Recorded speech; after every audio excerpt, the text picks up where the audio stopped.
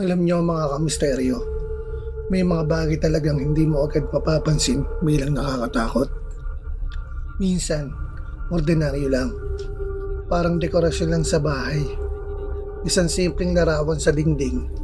Pero habang tumatagal, doon mo marirealize na sana pala hindi mo na lang ito pinansin mula sa simula. Bago natin ituloy ang kwento, kung mahilig ka rin sa mga ganitong misteryosong urban legends at totoong kwentong nakakatakot, huwag kalimutang mag-subscribe at i-click ang notification bell para hindi ka mahuli sa mga susunod na kwento. Ngayon mga kamisteryo, ituloy na natin ang istorya. Noong dekada 80 sa England, uso sa mga ordinaryong pamilya ang maglagay ng murang painting sa loob ng bahay. Madalas sa sala, minsan sa hallway, minsan sa tabi ng hagdan. Isa sa pinakasikat noon ay ang larawan ng isang batang lalaki. Nakaupo, marumi ang muka at umiiyak. Walang malinaw na background, walang paliwanag kung bakit siya umiiyak. Basta bata lang na parang iniwan ng kanyang mga magulang. Tinawag nila itong The Crying Boy. Libo-libo ang bumili. May nabibili sa palengke. May libre kapag may biniling furniture. At may mga pamilyang minana lang ito sa dating may-ari ng bahay. Wala namang masama sa una. Isang painting lang. Isang larawan ng batang umiiyak na mahamumuka. Hanggang sa may mga napansin na mga bumbero. May isang bahay na nasunog sa South Yorkshire. Malala ang sunog. Bagsak ang kisame. Tunaw ang mga gamit. Nasira ang buong bahay. Pero sa gitna ng abo at wasak na pader, may isang bagay na naiwang buo. Walang marka ng apoy. Walang anumang bakas na parang nasunog ang paligid nito. At iyon ang painting ng isang batang umiiyak. Nakasabit pa rin sa dingding, parang walang nangyari. Sa una, inakala nilang tiyamba lang, isang coincidence. Pero makalipas lang ang ilang linggo, may isa na namang sunog. Sa ibang lugar, sa ibang pamilya, sa ibang pagkakataon at sa ibang bahay. Ngunit kapareho ang nangyari sa unang bahay na tinutukoy ng mga bumbero. Sunog na sunog ang buong bahay. Lahat ng gamit ay walang natira. At muli, naroon ang painting. Wala na naman ni isang katiting na galos. Doon na nagsimulang kabahan ng mga tao. May isang veteranong bumbero ang nagsalita sa dyaryo. Sabi niya, sa dami ng sunog na pinasok niya, parang may kakaibang proteksyon ng painting na iyon.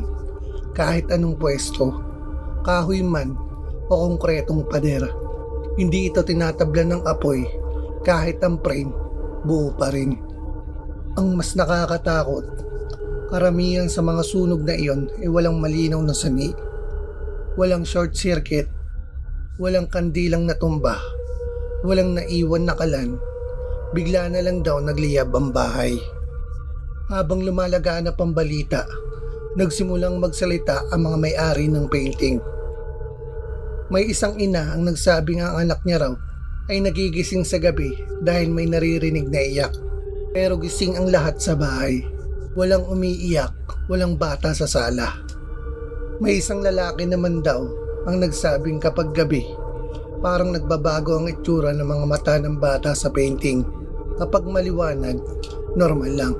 Pero kapag madilim, parang mas malalim ang tingin. Parang may sinusundan ng mga titig nito. May isang pamilya naman na tuluyan ang natakot. Tinanggal nila ang painting at sinunog sa bakuran. Akala nila doon matatapos ang lahat. Pero makalipas lang ang ilang araw, nasunog ang mismong bahay nila. Walang nasaktan ni isa sa kanila. Pero doon sila naniwala na may mali talaga. Dumaan na maraming araw. Lalo pang lumalim ang misteryo. Nang may lumabas na kwento tungkol sa pinanggalingan ng painting. Ayon sa ilang ulat, ang batang ginamit bilang isang modelo raw ay isang ulila. Bata raw na nawalan ng pamilya dahil sa isang sunog na nangyari dati. May nagsasabing ang pintor mismo ay may kakaibang paniniwala. Kaya ang emosyon ng bata sa larawan ay animoy umiiyak na nawalan ng mga magulang. Walang opisyal na dokumento, walang matibay na ebidensya, pero sapat na iyon para matakot ang buong bansa ng England. Umabot pa ito sa punto na isang malaking pahayagan sa England na nag-alok na kolektahin ang lahat ng Crying Boy paintings. Sa loob ng isang araw lang, mahahabang pila ang nabuo. Mga taong bitbit ang painting na parang delikadong bagay. May ayaw hawakan, may nagdarasal, may nanginginig ang kamay habang ibinibigay ito. At ang ginawa sa mga painting na iyon, sinunog ang libu-libong kopya. Ngunit sa sobrang dami ng kopya na na-distribute nito, hindi lahat ng kopya ng Crying Boy painting ang nasunog. May mga painting na hindi na ibalik. May mga pamilyang tumangging isuko ang kanila.